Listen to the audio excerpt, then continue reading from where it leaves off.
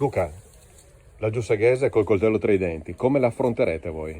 L'affronteremo impegnandoci al massimo, dando tutto e cercando di portare a casa la partita al meglio che possiamo. Come l'avete preparata in settimana? Ci siamo impegnati, ci siamo allenati duramente, ci siamo parlati molto e insomma cercheremo di affrontare la partita nel migliore dei modi. Secondo te dove si giocherà la partita visto il terreno oggi? La partita si giocherà sulle seconde palle, sugli errori e dovremo essere bravi a commetterne meno degli avversari. Come manca poco alla fine del campionato, terrete la posizione, cercherete di migliorarla, manterrete il caposaldo? Siamo tutte le squadre, siamo costretti a vincere ogni partita, quindi ogni squadra che si sta giocando insomma la posizione deve fare il meglio e cercare di vincere, noi uguale.